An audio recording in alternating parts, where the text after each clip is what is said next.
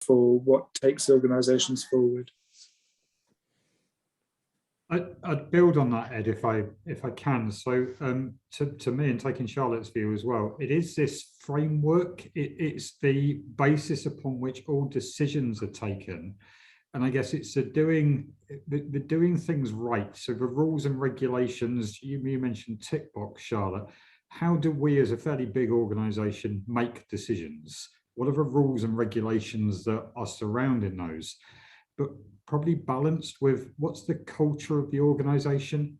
How are we making sure we're doing the right things and the things which our members as a cooperative would expect us to do?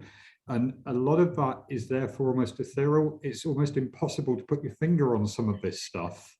You can do the rules and regulations, but the culture of this thing, to me, it establishes trust. It's the fundamental point. If your governance is right, trust amongst your stakeholders will be present. And that's possibly the way I would look at it. Well, I'd like to add, to build on what people have said. I agree with everything. You know, I'm not a great cook. So I always look for cooking lessons and people who can teach me. And one of my teachers said, the fact that you have all the equipment in the kitchen does not mean that there's great food coming out. And to me, governance is very much like that. You can have your compliance, you can have your regulation, and that's great. However, if what is at the receiving end, who's at the receiving end, if there's not a connection to what really matters, then there's not great governance going on. So I actually want to add to the piece about, yes, the values and our needs will help us to get the behavioral side out and get the culture right. But I actually think that if we're not connecting with the things that matter, with the people that matter, with the causes that matter, then having the regulatory piece working is not good enough. So I would say that there's something about compassionate governance, which is governance about accountability, but also governance about compassion, care, and connection and belonging. Yeah, and Tessa, I think that begs the question, you know, if you think about governance as owned by the board, it's seen as this top-down way of running the business. But if you're over-reliant on that, what does that actually say about the way that your values are being lived or not? So that's the question. What does it say about your values if you're over-reliant on governance? The over-reliance on governance would be governance, and it comes back to what you asked first, Alan, about what we mean by governance. Okay, so that's a starting point. But an over-reliance on what I would call compliance and conformance and reliance on that, because that's necessary. That's what keeps you out of jail. I mean, none of us want to be there. So that's what is important. But I think at the end of the day, governance, as we are defining it in this setting, it's broader than that. So if it's just a reliance on the conformance or the compliance, then it's a red flag for me. There has to be other things. There has to be a connection again to people, to staff, a connection with people who use the services, connection to the field, a connection to the issues. It has to be outside of the building, not just inside of the building. It has to be outside the boardroom as well as inside. So my proposition is that governance that is just within the boardroom is not robust enough governance to do what it needs to do or to be what it needs to be. I completely agree with that. Yeah, sorry. Well, it struck me, Tessa, I think that the characteristic of great organizations is where you have alignment. Everybody is lined up. It's like a northbound train. And there can be such a richness of motivation when people are motivated by values. And I think that's the relevance. I would add into our description of governance the word accountability, because ultimately boards are also accountable to whoever the fundamental owners may be. And it's that wider accountability, which I think is also part of the governance story. I agree. Just an observation I have made over the years. So I'm originally from Denmark. I haven't grown up there, but lived in the UK for 30 years. What I found quite interesting was that in Scandinavia, on ESG, there was a high, over the last 50 years, there's been a high focus on the E and the S, but much less so on the G. And observing this today, having been back to Denmark for different events and talking to people about governance there, actually, it does seem that in a sense, when you have a very transparent society, transparency is kind of a given in Scandinavia. I think there's relatively high level of ethics. People don't mind paying high taxes so that everybody in society are being looked after. When you have high levels of ethics, transparency, then you need governance less. So I do think that the more governance you need, it's a pointer in the direction that you really only need it because you can't figure out how to do the right thing yourself, right? If everybody knew how to do the right thing, we wouldn't even need laws. But they are in place for the people that seem to struggle in that. And then everyone else obviously has to come under that. But it's a lot easier for people who naturally have high levels of ethic values and understanding of what is right and wrong.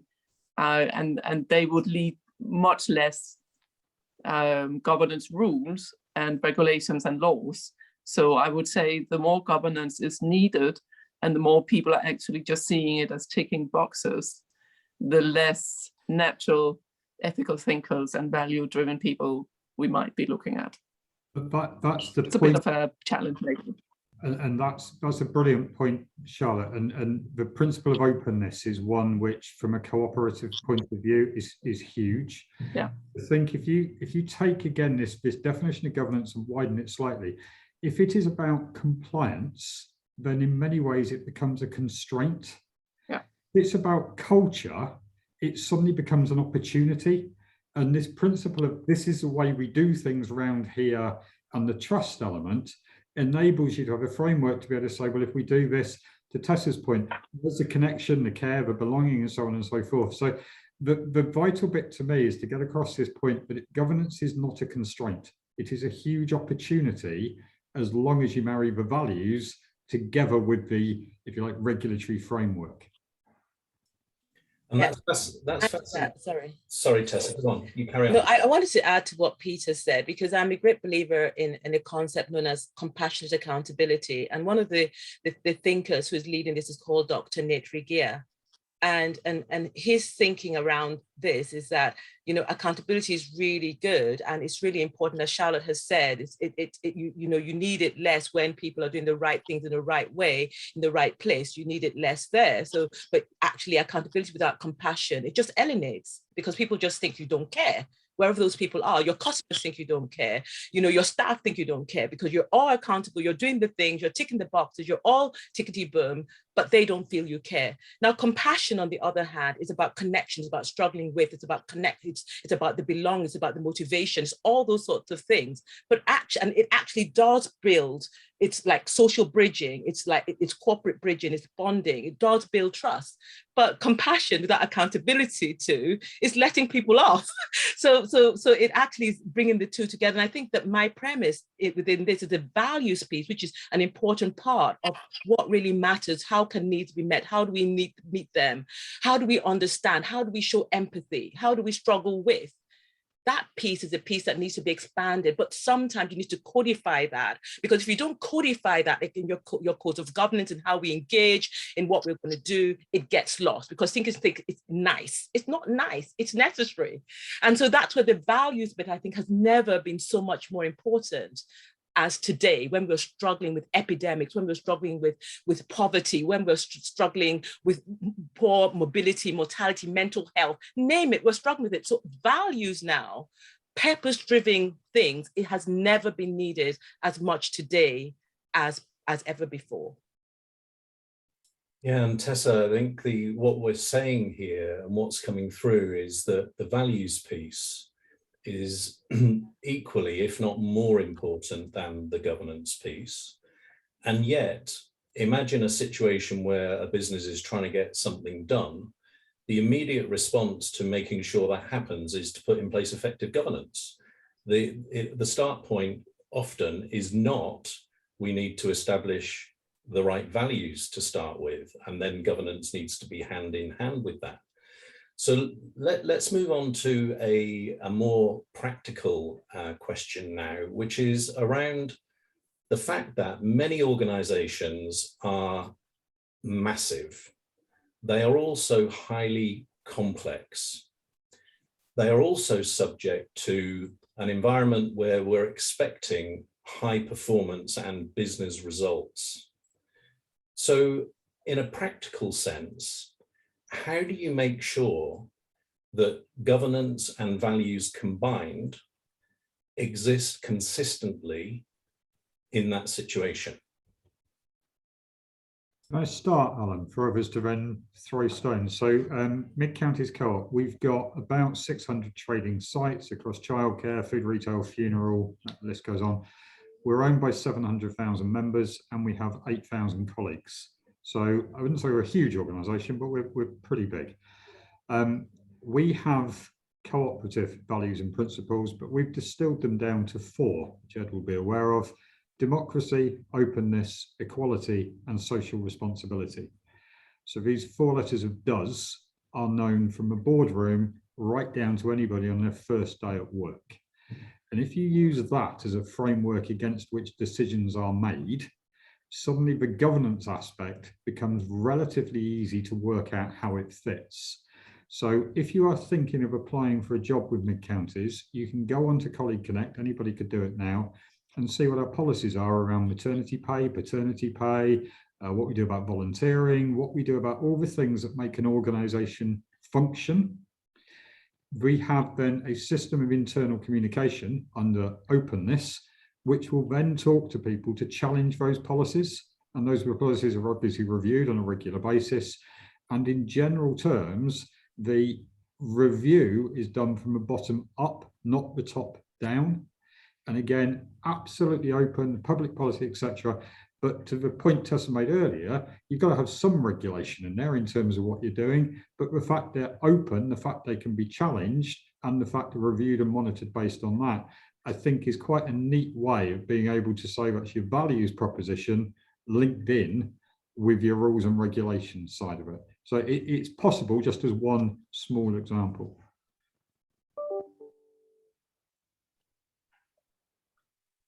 Can I just add to that? So I agree. That sounds like you've got the right end of the stick there. So well done. I would say for me, with the organizations I've worked with over the years, it has to be part of the culture.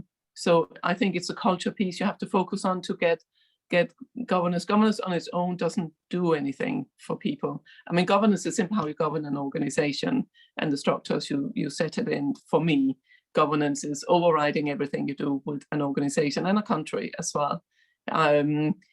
If you have it in the culture, for example, risk aspects, risk and opportunities is something every department should be mindful of every day in the way they do their work. If something happens, how does that impact the risk in that department? When you have many different departments, then all of that gets coming together, but they each individually have their own risk sort of consciousness, if you want, and also opportunities, because if you miss all opportunities, that's a risk too. Your company will fall behind, or your organization will not function in the way it should function if all opportunities are just thrown out. So build it into the culture and overriding that, the whole sustainability piece with the risks and opportunities, and it can all be blended in together for each group, smaller group of people. But I very much is a believer of flat structures where you have people having more responsibility with a more direct report in a very flat structure, taking responsibility for the work they do. Again, it's something we are working towards in Britain. It's something we've done for a long time in Scandinavia, and that is expected and taken quite naturally. But there's still a lot of people who likes the good old pyramid hierarchy of power. But in the world and with the new younger generations, that just is not going to work. And they would embrace taking responsibility for example, the risk in their group or whatever it might be. But within the risk and opportunities, you can literally run a company through the risk and opportunity risk, right, in my view. And I often direct that from a board level and get executives to report to the board based on risk and opportunities of what happened in the period they're talking to us about. I don't want to hear just the historical stuff of what happened. I want to hear, how have your risk and opportunities been met or not during the period? So there's lots we can do at all the different levels to just get everybody to naturally have governance as part of what they do in their everyday work, in my view. Yes, I agree with that, Charlotte. Thank you. And thank you, Pete, as well. I think Mid-Counties is such a poster child on much of this. I echo the congratulations. I think Charlotte's point is that you can't rely on it being top down.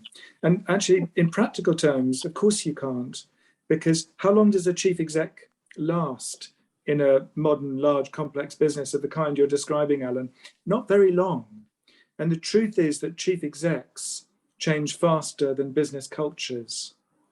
It takes time to nurture an appropriate culture, and it takes time to change culture as well. There's an old saying that business doesn't have a culture, business is a culture. So while leadership's a key component of that, actually I'm a great believer that the most important thing that boards can do on culture is to listen. I think we're very taken with the idea of leadership, that leaders lead, and that's the most important thing. And of course, leaders can absolutely undermine values, within hours or minutes. So integrity is important. But seeing, listening, and understanding the culture, I think is vital. I mean, I've been delighted to see that the governance code, combined governance code from the Financial Reporting Council now, moved on, includes culture and values. And that was a change that came about in part through the work of our network. And I think it's going to be so intriguing to see what best practice emerges around this, in recognition that governance needs to take responsibility and think about culture over the long term. I agree with everything that has been said. And I'd like to add to that, because I'm a great believer in looking at thought leadership, what's happening, what the practices are, but also looking at how I can, with others, intertwine that, embed it in the way that things are done. So Ross Muscanter, who is a professor at Harvard, and she does a lot of other things, talked about advanced leadership, which applies to boards. And this is actually what it is to take things like vulnerability, authenticity, humility, and to take these kind of values, which can be virtues in some instance, and say, how does this apply to the practices? How does this apply to the procedures? How does this apply to the operational manual at governance level and at other levels, and see how that is embedded? And very quickly, I worked with an organization called the International Confederation of Midwives. And I worked in this way, looking at how do you have governance as we know it, and compliance and accountability, and marry that with compassion and care and connect. And because they're midwives, they got it. But where we landed in a framework, a governance code of practice, which had a compassion and accountability embedded in it by way of how we do business, our culture, our practices. And not only that, how do we know this is happening? How do we know that a mother who is giving birth is actually taken care of? How do we know that a father or parents who are in the situation feel that they're seen, they're heard, or they're appreciated? How do we know that diversity and difference and inclusion is happening and belongs happening in this? So it was intertwined in such a way that that is not separate. Then the other great organization I'm working with is Terence Higgins Trust. They're a great organization. How do we know that the quality of life for people who have HIV and AIDS is the best quality of life? How do we know that we can work, or how can we work with governments to make sure that people get the best healthcare, prevention, and other things? So basically what I'm saying is this way of not seeing things as separate and actually seeing them together and saying, okay, we measure this is our intention, this is our attention, this is the bridge, this is how we look at this. This becomes a way. And I really love what was said about the culture. The culture is the business, that is a governance. So I think that it's just this thing about making sure that there's an understanding of what the intention is, measuring that, but not just that. I feel even for me these days with the pandemic, is actually to make sure that not a single day is wasted on what is not worthwhile. And I think for me, that's the best governance you can get. But Tessa, to build on that then, the word, everything you said, it's the word empowerment, isn't it? Because it's within a framework, and Charlotte, I guess is what you were saying, indeed, Ed. It's that empowerment of people at all levels And the governance then becomes a framework in which you can operate. That's your point about midwives. Timpsons, we all know about Timpsons as a retailer. They are world famous for the empowerment they give their colleagues to make sure they are behaving in the way you would expect the company to operate. It's that, yeah. Absolutely. I mean, I have been the benefit of this thing we're talking about. So I'm not going to lie. I mean, I was headhunted by Bates Wells, a law firm, 16 years ago. I was headhunted by them. And they came looking for me because I didn't really have the confidence to go out looking for them. And there is something about when you make invisible talent and invisible people and invisible things visible. And I'm telling you, everybody wins. And that's part of governance. It's not the people who just shout the loudest or the groups that it's actually sharing power with. It's actually being with, it's standing with, it's walking with, it's actually living the heart of what matters. But at the end of the day, what I've found that matters for me, working with others, is to make people, make causes the best they can be, because we're on earth for a finite time. So it's making every day count with what we do and how we think, what we be and how we do. And in the midst, have forgiveness as well, because we're not always going to get it right. So it's experimentation as well, and forgiving when we get it wrong, but also learning from what doesn't work. Absolutely. And so what we're saying here is that governance and values to operate at their best are inextricably entwined. And the governance is a representation of what you truly believe in, very at your core. So given that, what would you say to the senior exec who thinks of governance as an exam to pass? I mean, our work at Pilotlight, and we're a charity and a social enterprise, is to bring senior business executives into contact with charities to provide pro bono support, but in the process learn about a different world, actually a very values-based world. Tessa, those two examples you gave of midwifery and Terence Higgins, both non-profits, and actually values are so common and kind of understood, sometimes overlooked as well, and sometimes a source of conflict. I mean, that's we shouldn't lose sight of that. When people are in a values-based organization and they are empowered, they can be empowered to disagree because they see there's values in different ways. So we take those senior executives and they learn from it. And actually some of the things they learn are compassion, are empathy, and an understanding of different perspectives, how to influence. And when you're growing within a company, actually you can end up being quite narrow, partly because the culture of the company, encourages that. But the more you get to a leadership level, the more actually you do have to understand those different perspectives. So we work, for example, with BlackRock, with the Women's Network, and that's partly board readiness. Actually, the kinds of learning around values that people get from engaging with charities through programs that really makes a difference to those charities, but help people learn by doing good is one way to answer that question. This is not about box ticking, but it is about a set of skills and capabilities that people don't necessarily naturally get as they rise on the corporate ladder. I totally agree with what you've said. I mean, I'm violent agreement with everything. And one of the things that I say, through my career, I've been very unorthodox in how I work, and the organizations and the networks that have benefited from this unorthodox way have seen different things. So I've been known in the past to bring mission into a boardroom. What do I mean by that? It's actually, if you're saying that and yes, I work mainly in the nonprofit world and the charity world, but if you're saying that you care for somebody with learning disabilities, then I have been known to invite someone with learning disabilities to the boardroom thing I'm doing. I mean, what is there bigger than saying, this is your mission? How you go figure, So there is something about bringing things to life that people who, because another thing I have to say is I believe a lot in diversity of personality types. And I also believe in the fact that people board members bring different skills, and leadership teams bring different skills in. And it's actually acknowledging and notifying self and others to that difference which is in the boardroom, which supports boardroom practice, and how that difference makes a difference.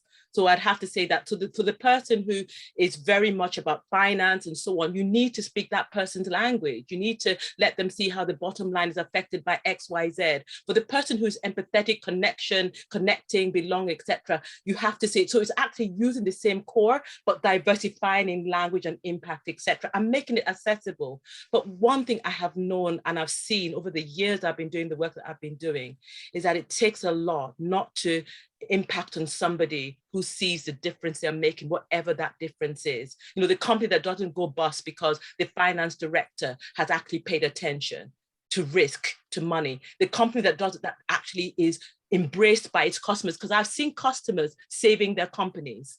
And they've saved the companies because the company took care of them. And I've seen that. So there's something, for me, it's about getting win-win for everybody, and also acknowledging that things will go wrong. It's not when they go wrong, it is. But for me as a mediator, my role very much is about when the conflict comes, people being skilled and ready to have the conversations they can and need to have, with the lexicon they need to have them, and with the conflict where possible, bringing strength when things are resolved, than completely breaking and fragmenting the entity. That's where I come from. So it's keeping it real, keeping it connected, but also not being afraid of conflict, because we are human. We will disagree. So when we disagree, let's be able to have the language, the equipment, the empathy, the forgiveness and the platform to bring good out of conflict. Thank you so much, Tess. I just, for me, in terms of very specific advice to leaders who see governance as an exam to be passed, I would strongly advise them to get a deeper understanding of governance. Strongly advise them, if it's leaders that I'm governing through being a board member and serving on the board, if I don't see them understand their own value or be connected with their own values and the values of the organization. I mean, when I come in to an organization as a board member, I expect that people know the values of the organization and can say them without having to look them up first. That's, if they have to look them up first, something is wrong, because then they don't own them. It's about owning, and the same with governance, is about owning it and understanding the depths of it. And if they don't, I think there's many places they can go, and it doesn't have to be expensive, right? There's many places they can go to actually learn the more holistic way of governance. I was trying to get that across on a book I published recently, which is free to download globally, called Questions to Ask in the Boardroom. And that's by a group of executives and experts in the different areas, from cybersecurity to board composition to culture, everything, with 20 sort of key questions. And when you look at those questions from all these different experts, you will see that governance is very far from ticking boxes. Asking the right questions of yourself and within the boardroom and within the executive team, and even for the staff to ask to the executive team. Everybody can learn from these questions that should be asked, right? And that's why we wanted it as an open access, because really that is one thing in a small place that you can open your mind to what is governance. It's not an exam. It's very different things and deep questions about key things within any organization. So yeah, I would definitely tell them to go and learn something. No, I'd agree completely, because the key thing you're talking about there is authenticity. And you will see, in my experience, business mistakes made across sectors where decisions have been made which either don't fit with financial, if you like, rules and regulations, yeah, or don't fit, more commonly, the cultural rules and regulations, if I can call it that. And there was a comment put in the chat that I completely agree with. We absolutely spend our time making sure everything about rules and regulations is documented, but the way we do things around here is the balance between the empowerment you were talking about earlier, Tessa, and Charlotte, your view, that is what this cultural norm should be. And it's that element which I would suspect why decisions go wrong is where the concentration is on the rules and regulations and is not on what is the right thing for this organization that fits its stakeholders in the wider sense of the word, whether it be shareholders, whether it be colleagues, whether it be whatever. It's trying to make sure you understand the way those decisions have been made in the past and then learn from the future. Authenticity to me is an absolute key word in this. Yeah, and I think I'd add to that authenticity, vulnerability. I think the reason why Brené Brown's TED Talk has been one of the most viewed TED Talks ever is because she touched on a nerve for everybody about vulnerability and what that looks like and what that feels like. And I think vulnerability links into trust. And interestingly, trust can pose as different things, but trust, sometimes there are different trust questions. So one trust question is, can I trust, am I safe with you? Are we safe? Are you a safe pair of hands? And it's about psychological safety, you know, and that, what is psychological safety and how we can get that psychological safety embedded in our organization, in our networks, in our movements. But the other thing is, can you do this? Are you capable? Are you competent? Are you able to deliver? Are you able to deliver your promises and what you say and so on and so forth?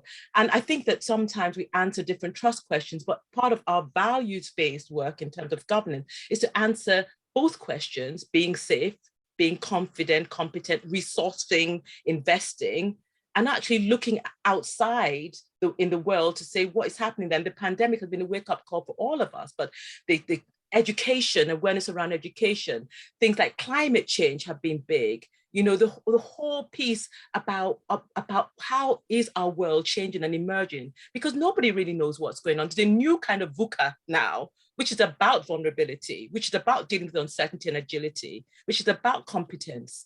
You know, it's all those kind of things. So I think that we're talking about values, but why I'm so excited about conversations like this is that how we can use values, our values, upgrade our values in light of what we're seeing and hearing and doing, and make it an integral part of our structural awareness, of our regulation and so on. And that's the hard piece, because a lot of regulators, God bless them, they're brilliant, but they're often behind, they lag behind what needs to happen.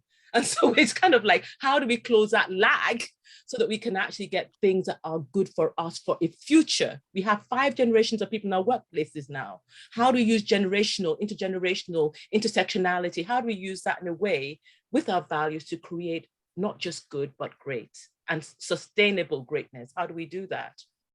Yeah, and I think that you just have to look at the speed of change and the lack of capability of legislation, for instance, in keeping up with that, to see that what Tesse and the others have said is dead right, that the key is if you can embed a strong sense of values, then that will help you navigate that increasingly fast changing dynamic situation.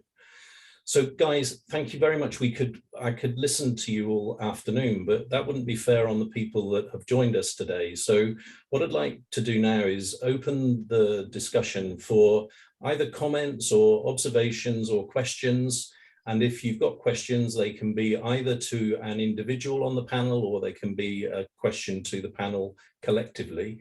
So who would like to kick off? Maybe actually I could choose, because Jackie, you put a note in the chat about how values give you the space or provide the language. Would you like to just share with the group? I can. I'll try and do it quickly because there's drilling going on in the background. So one of the things I love about values, and they are legion, is that there's no rights and wrongs. That's not what we're talking about here. We're talking about what matters more than other things that matter. And so I feel an underutilized resource in values, and that applies to governance, but every other level of the organization is they create a landscape for a neutral conversation about what is it we're doing right now, how do we want to do it, and what are the consequences of doing it like this or like that, because the values provide a way of working out what is like us and what is less like us, which then helps us with the coherence, which builds the trust, which builds the safety. And I just, yeah, it's just a bugbear of mine. I think this is really underappreciated as an asset that values bring to the table. I don't know if panel would have any view on that. I think that's a great suggestion, great point, Jackie. I've also seen the flip side of it, where values can come across as quite abstract, and quite difficult for people to engage with. I love the comment of Professor Marie Harder from University of Brighton, who says that values need to be like bricks. They need to be the right size to work with. And the kind of language I think you're describing, Jackie, can be everyday language about how we act and how we behave.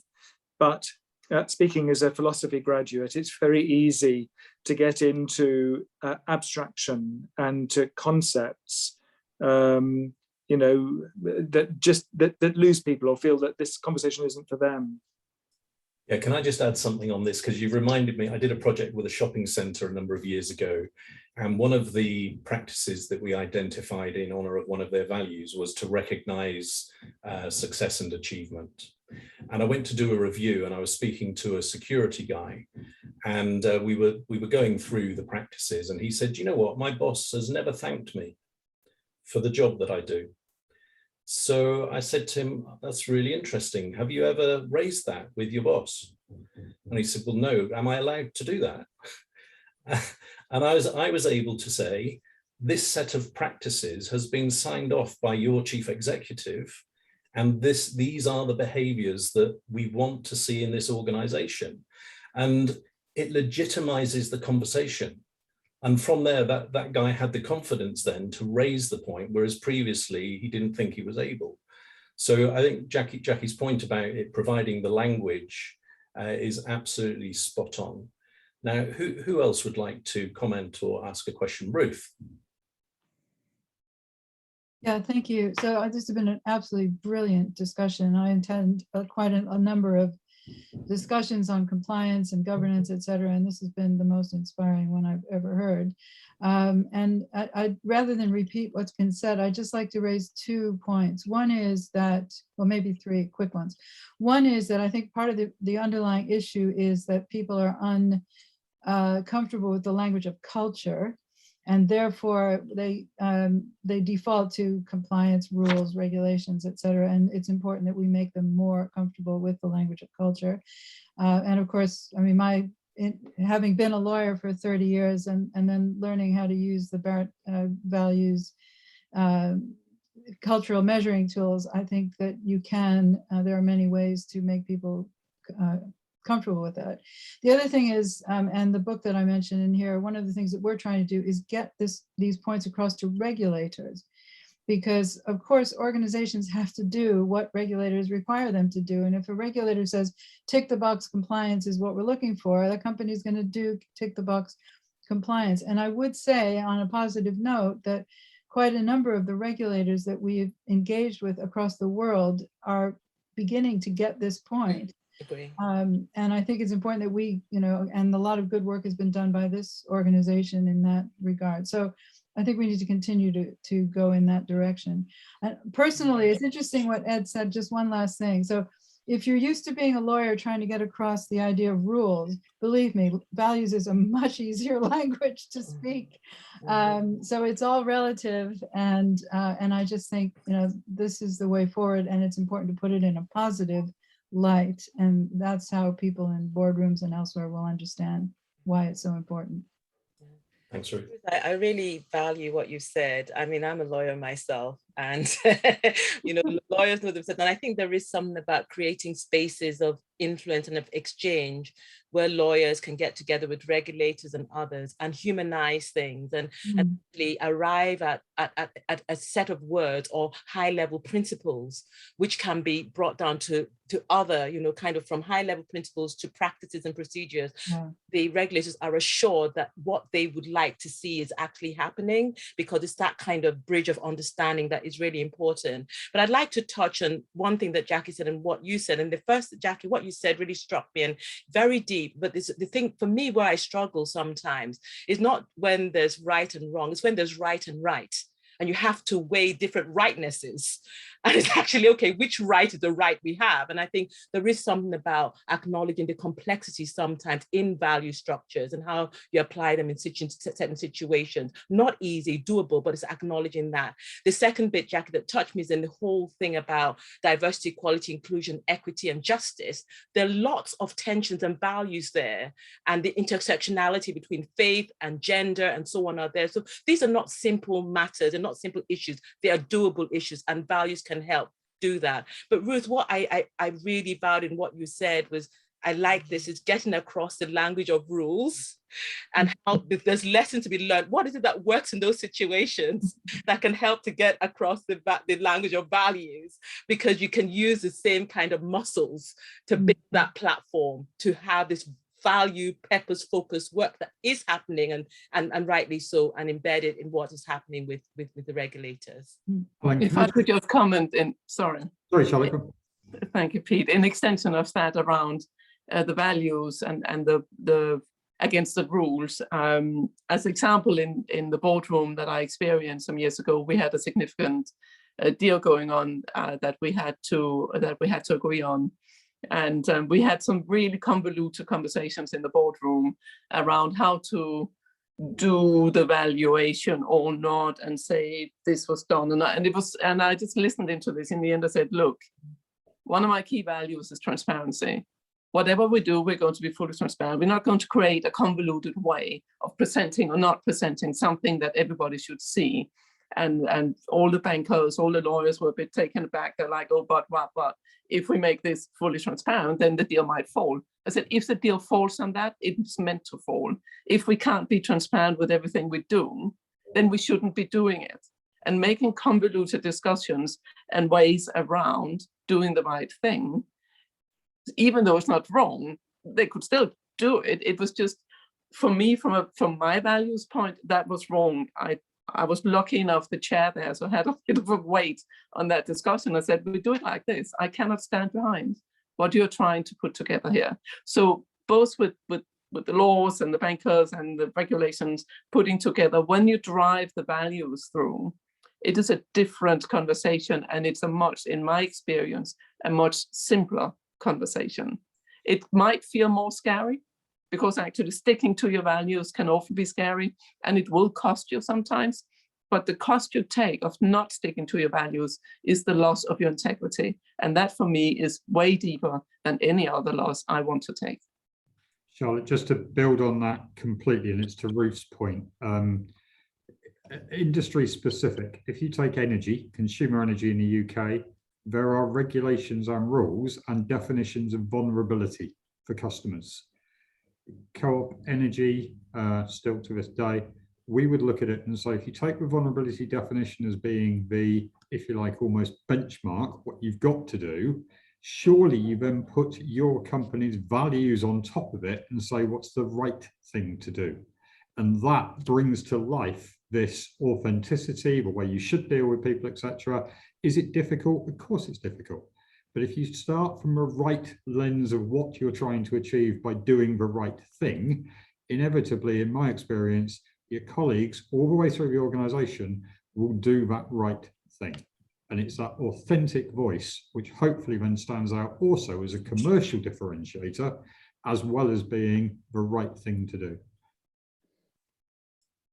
Pete, you reminded me that I never found out whether this is a true story or one of these urban myths, but it's about how you must use your values as a reference point for decisions. Otherwise, what's the point of having them there?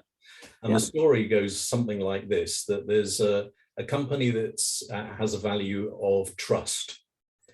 And it's the annual capital expenditure approval board meeting. And one of the line items is a £1 million investment in clocking in and clocking out technology. And one of the directors just asks the question, how is this in line with our value of trust? And of course, the answer is it is not. And the decision was taken not to invest the £1 million there and to do something else with it. But the key point here is that imagine the impact if that decision had gone the other way and the ripple effect on everybody working in the organization, and how at best people would be confused, and at worst they would be very skeptical of the senior team. So just by having values present when you're making a decision can help enormously. Now, we've probably got time for one last question or comment. And if nobody wants to, that's absolutely fine. Emma. I was going to ask a question about overcoming the fear. As an employment lawyer, we're always encouraging our clients to live their values rather than just follow but let the employment law drive it, let the values drive all the decisions they make. But sometimes we get just this question of, am I completely safe if I do this? And there's this fear that letting go of the employment law, the rules, the regulations will make them vulnerable. And actually, when thinking about it, some of you have already answered that question, but it's quite often it's just overcoming the fear, the nervousness of stepping away from something that they feel keeps them safe. So it's an observation really at this stage. Emma, to build on that, if you have values of, say, openness and trust within an organization, it's okay for me not to know the answer. It's okay for me to ask other people and so on. And it's that, again, that values bit. Where I would worry in that circumstance is if you had the empowerment of people to say, move away from a regulation without the culture in the organization, which says, I'm allowed to ask people, can you sense check this decision or so on? And I've seen it on occasions where you get one half of the equation right, but if the other half isn't right, that does lead to trouble. Yeah, I'd like to add to that. Emma, I really like your question. And I know that around employment law and activity, you know, there's a lot of harassment, bullying. There's so much energy around it and so much activity, and it's a hard one. And I can tell you what I have been practicing at Bates Wells, where I do consultancy work, is there's some situations where we have employment lawyers and people like myself in the room with the people who are involved, and then we have facilitated conversations which are in midway between mediation and kind of safe, courageous, bold meetings. And that actually creates a kind of a bridge, because it enables an understanding of why it's important to have the framework and the safety of the law, but also to be able in that container to build safety and to begin to get to the bottom of what is going on. What is the need in question? What's the need not being met? What is the frustration that is being there? What are the values that are being breached? Because sometimes in a lot of conflict, it's a value breach that is happening, that is not happening. But what I can say, and this is absolutely true, that we've had so much success in having this mixed approach of humanizing the person and the issue, and also looking at the structure and the safety of the law, and bridging those two with skill, with empathy, with care, and with connection. And so there's a comment made in the chat about valuing and valued. And I think that they're not either or, they are both. You do the valuing and you do the valued. So you actually say in a situation, we are valuable, we are worthwhile, we are capable, and we are responsible. And it's holding all those different registers together simply and accessibly that can actually bring the kind of safety you're talking about. Thanks, Tessa. And when Ed came up with the embryonic idea of this event in the first place, so thank you, Ed, the proof of the pudding and all that. And we talked about how long this session should be, and we decided on an hour. So in order to meet that commitment, to finish, UK Values Alliance, one of our values is to be practical. And one of the things that I really enjoy doing is making a difference with events like this. So if we all attend and we have a lovely conversation and then we go away and we do nothing different, what was the point really? So what I'd like to do is invite you to spend 30 seconds just considering what you've heard today and what has come out of it for you that you are going to do different about values and governance. So we're going to be in silence for 30 seconds, and then we'll just hear from the panelists with what they're going to do. And I hope that that will give you some inspiration to take action. So 30 seconds.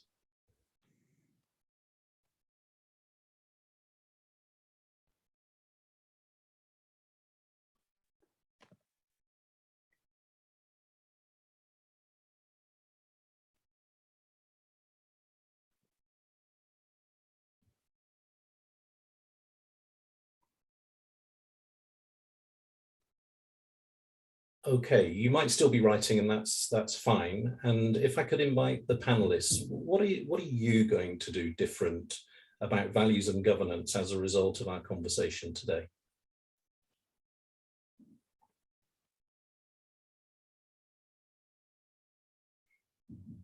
We're all thinking.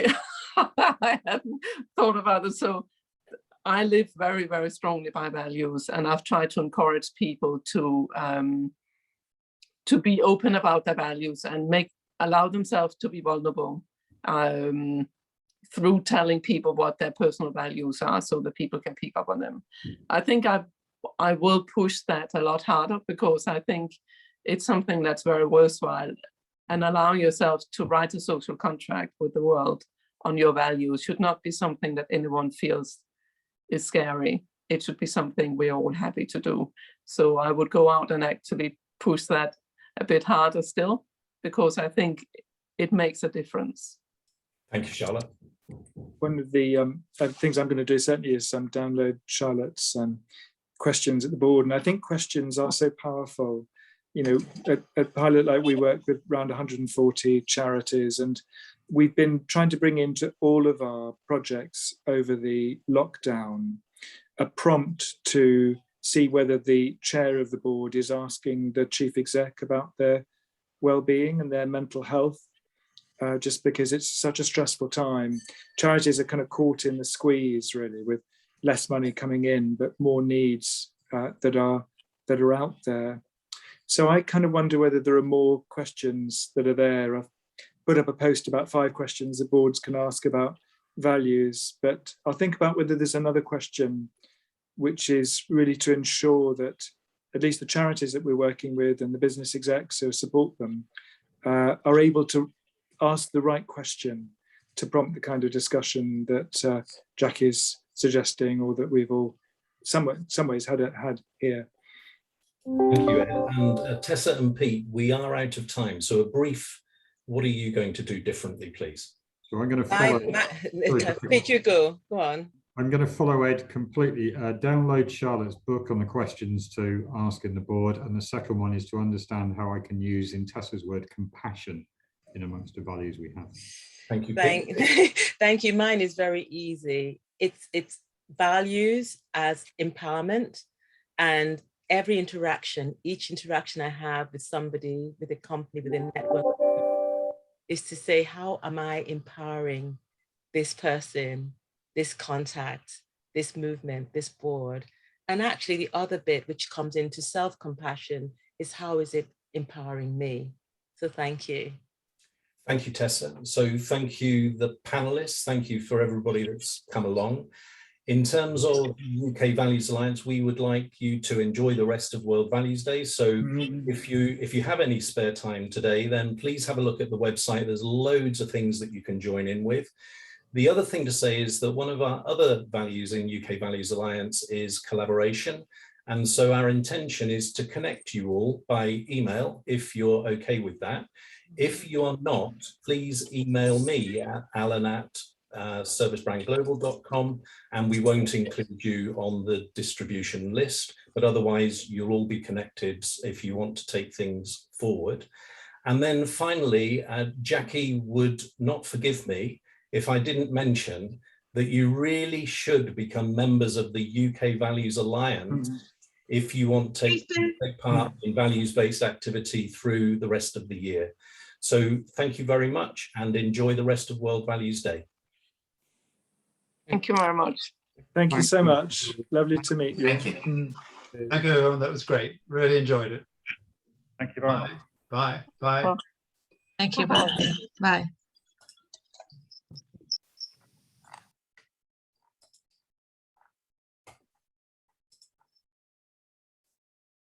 Thank you, Tesse. Thank you so much. Thank you. I thought that there was a lot in there. There was loads in there. I need to go on to a 1 o'clock call now. Okay. So thank you so much. And I'm off. Thank you for inviting me. Bye-bye. Cheers. Bye now. Bye.